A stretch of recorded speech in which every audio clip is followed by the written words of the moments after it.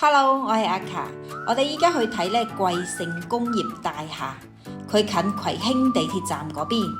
我哋先由車場開始睇起下，車場唔係好大，入口咧3米高嘅啫，所以入唔到咩大車。佢嗰個卸貨位咧，卸貨區都唔係好大嘅，你見到一架車泊喺度咧，第二架都泊唔到入嚟㗎啦。呢邊咧就係大堂啦，見有2部嘅貨 lift 同埋2部客 lift， 分單層同埋雙層上去嘅，載重量就1590公斤。好，我哋上到嚟睇呢個單位，建築面積係3647尺。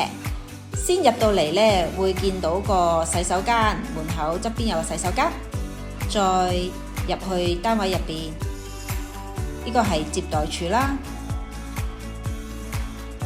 接待處嘅側邊有間細房，呢間細房係sofa房嚟嘅，擺sofa。在另一邊呢，就係有來去水嘅茶水間。呢一個位呢，係要嚟擺幾張台啊，或者係sofa俾啲同事或者客人坐一坐嘅。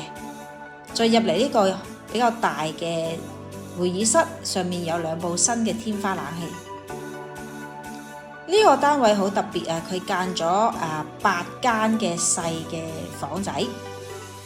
附上一幅圖啦，會睇到有8間細房，佢嘅間隔結構係點樣？咁我哋再向入邊行啦。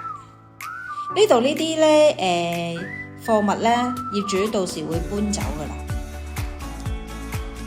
窗就喺最尾呢幾間房就有窗啦。大家有興趣了解呢個單位詳情，歡迎聯絡我阿卡朱小姐。